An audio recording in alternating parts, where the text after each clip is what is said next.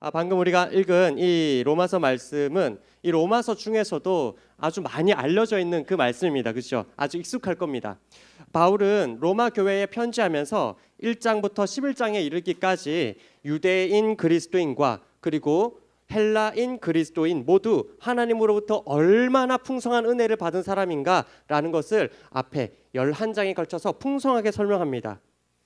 그러니까 모태신앙이라든지 아니면은 뭐 성경을 많이 했다라든지 아니면 신앙 연수가 오래되었다라든지 아니면 초신자라든지 그것과 상관없이 우리 하나님이 얼마나 그러한 구분 없이 우리에게 얼마나 큰 은혜와 사랑을 주셨는가, 우리에게 얼마나 큰 예수 그리스도의 사랑을 주셨는가, 이것을 1장부터 11장에 이르기까지 풍성하게 그러면서도 체계적으로 잘 설명을 하고 있어요. 그런 뒤에 오늘 방금 읽은 이 12장 1절부터 그러므로라고 시작을 하는데, 당신이 그리고 우리가 이와 같이 큰 은혜를 받은 자라면 우리는 마땅히 어떻게 살아가야겠습니까? 이 얘기를 이제 12장부터 시작을 하는 겁니다. 여러분, 어떠한 삶을 살아야 한다라고 바울은 지금 진행하고 있습니까? 바로 1절에서 첫 번째로 바울은 1절에서 드려라라고 말합니다. 드려라. 무엇을 드립니까? 바로 우리의 전인격적인 삶을 하나님께 드려라라고 말합니다. 너희의 몸을 드려라, 너희의 전인격적인 삶을 하나님께 드려라라고 말해요. 그 전인격적인 삶을 드리는 모습이 무엇인가를 잠시 엿볼 수 있는 것이 2절 마지막 부분에 있습니다. 2절 끝에 보면 이렇게 되어 있죠. 하나님의, 함께 읽어볼까요? 하나님의 선하시고 기뻐하시고 온전하신 뜻이 무엇인지 분별하라. 분별하도록 하라라고 말하는데, 여기서 말하는 이 분별하다라는 단어는 언어로 직역하면 따르다라는 뜻입니다. 따르다. 따르다. 즉 하나님께 전인격적인 삶을 살아있는 산 제물로 올려드리는 삶이라는 것은 하나님의 뜻이 무엇일까를 생각하고 하나님의 뜻을 따라가야겠다라고 결단하는 삶. 하나님의 뜻은 이렇게 참 선하고 하나님께서 참 기뻐하시는 것이고 이것은 참으로 온전한 삶이구나, 내가 따르기에 마땅한 삶이구나, 이렇게 따라가는 삶. 그것이 바로 하나님께 우리가 우리의 삶을 온전한 예배로 올려드리는 삶이라는 것이죠. 하나님의 뜻을 쫓아가는 삶, 그래서 그 삶이 하나님께 예배가 되는 삶, 이것이 바로 우리가 하나님께 마땅히 올려드려야 할 모습이라는 겁니다. 여러분, 어쩌면 여기까지는 우리 누구나 동의하고 있을 겁니다. 그리고 또한 누구나 그러한 삶을 살고 싶다라는 열망함을 가지고 오늘 이 밤에 또 나와왔을 거예요. 실제로 여러분, 우리가 많은 서로 다른 기도 제목들을 가지고 나오지만 여러분, 결국 그 기도 제목의 끝은 뭡니까? 하나님, 이 기도 제목 끝에, 이 기도 제목 안에 하나님의 뜻을 보여주십시오. 하나님, 제가 지금 이 문제를 가지고 하나님 앞에 나와왔습니다. 하나님, 이 진로의 문제를 가지고 하나님 앞에 나와왔습니다. 하나님, 이것에 대해서 하나님의 뜻을 알려주십시오. 하나님, 그 뜻을 저는 쫓아가겠습니다. 여러분, 그러한 열망함을 가지고 이 자리에 나오신 거 아닙니까? 그렇죠? 아닌가요? 네. 하나님, 우리 문제 가운데 하나님의 뜻이 보이기를, 그래서 우리가 그 하나님의 뜻을 따라가고 싶습니다 라는 것이 우리의 기도 제목 아닙니까? 그렇죠? 그런데 여러분, 문제가 뭡니까? 그런데 정작 우리가 드리는 이 기도 제목과 우리의 삶을 딱 놓고 비교하면 우리 가운데 부딪히는 그 지점이 뭐냐라는 겁니다. 그것이 바로 바울이 두 번째로 명령하는 것에 나타나 있습니다. 그것은 바로 2절 첫 번째에 나타나 있습니다. 뭐냐? 함께 읽어볼까요? 시작. 너희는 이 세대를 본받지 말라.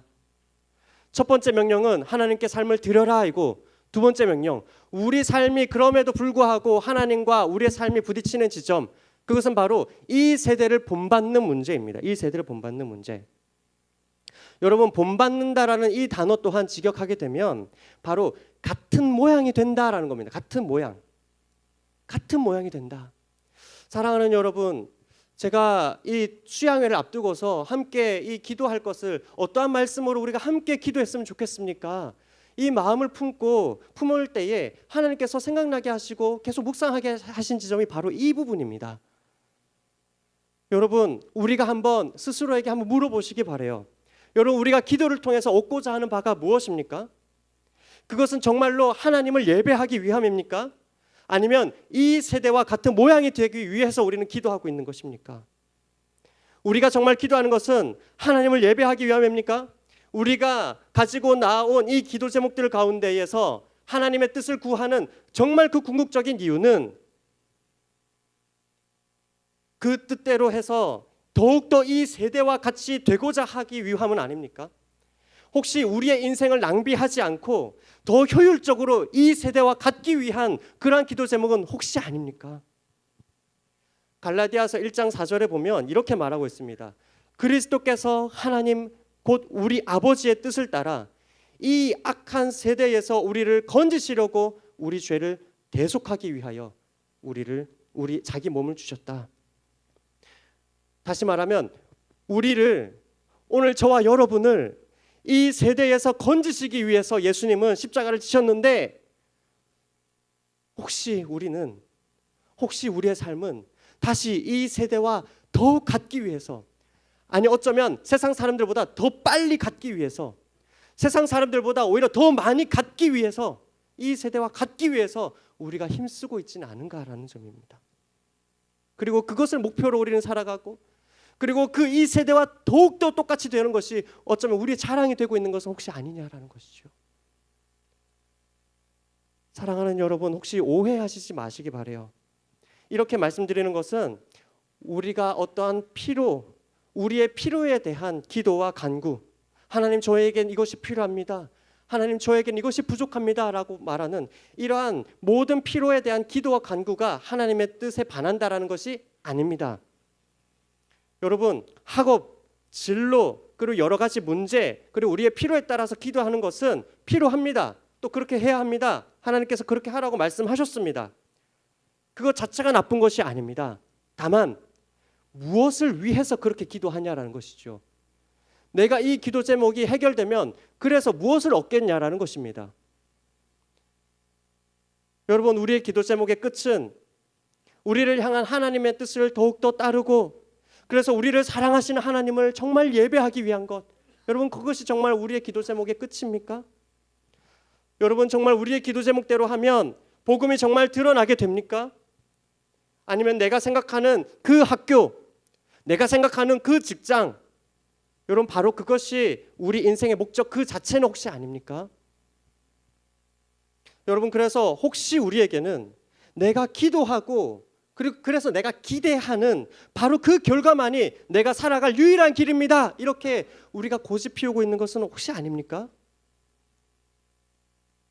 또한 우리의 관계 속에서 예수님께서는 그의 제자들을 사랑하시되 끝까지 사랑하셨다라고 말씀하시지만, 그러나 어쩌면 우리의 삶을 돌아보면 우리는 미워하되 끝까지 미워하는 삶을 우리는 그렇게 살아오고 있는 것은 아닙니까?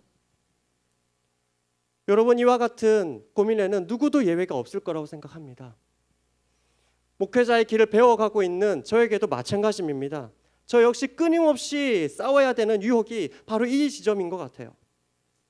치열한 경쟁 사회 속에서 자기 어필이 그렇게 중요한 이 시대 풍조 속에서 사역을 하면서 스스로에 대해서 반성하고 또 고민하는 그 지점이 혹시 당장 사람들로부터 칭찬받는 것에 있진 않은가? 혹시 나의 잘못된 마음 때문에 하나님의 양, 하나님의 귀한 성도, 예수 그리스도의 귀한 지체들을 힘들게 하는 것은 아닌가? 저 역시 계속해서 물어야 되는 질문이고, 저 역시 계속해서 여기에서 헤어나오지 못하고 있습니다. 여러분, 우리 모두 마찬가지 아닙니까? 우리는 정말로 한 영혼이 중요합니까? 여러분, 정말 한 영혼이 복음으로 변화되면 하나님의 나라가 이 땅 사회 구석구석 가운데에 하나님의 나라가 임할 것이라는 것을 여러분 믿습니까? 한 영혼이 정말 이 사회를 변화시킬 것을 믿습니까? 복음이 한 영혼을 변화시킬 것을 믿습니까? 그래서 우리는 한 영혼의 목숨 걸어야 되는 걸 믿습니까? 여러분, 이 믿음이 우리에게 진실이기 바랍니다. 여러분, 그렇다면 우리가 구할 기도 제목은 과연 무엇이어야 할까요? 오늘 이 밤에 우리가 함께 기도해야 될 제목은 무엇이어야 될까요?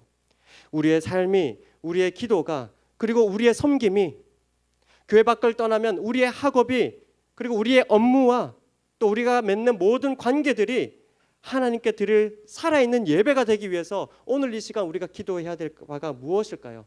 그것은 바로 바울의 세 번째 명령에 나타나 있습니다.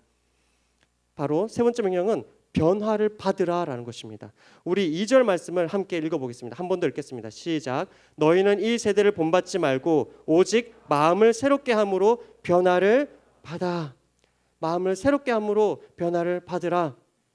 여러분, 이것을 위해서는 우리의 기도 제목과 정말 하나님을 예배하는 것이 일치하는 그 삶이 되기 위해서, 그러한 수양회가 되기 위해서 우리가 오늘 이 밤에 먼저 기도해야 될 바는 바로 마음의 변화. 하나님, 마음의 변화를 위해서 우리를 하여금 계속해서 기도하게 하옵소서. 하나님, 이 마음의 변화를 위해서 주님 의지적으로 애쓰고 노력하게 하옵소서. 여러분, 이것이 오늘 우리의 기도 제목이 되기 바랍니다. 그러므로 오늘 우리가 기도해야 될 그 기도 제목은, 먼저 우리가 수많은 여러 가지 기도 제목들 중에, 아마 이제 곧 찬양팀이 앞으로 나올 텐데, 우리가 수많은 기도 제목들 중에 먼저 하나님 앞에 구해야 할 바로 그 기도 제목은, 주님, 우리를 좀 변화시켜 주십시오. 주님, 우리의 마음을 좀 고쳐 주십시오. 주님, 우리의 마음을 좀 새롭게 하여 주십시오. 여러분, 이것이 우리의 기도 제목이 되기를 바랍니다.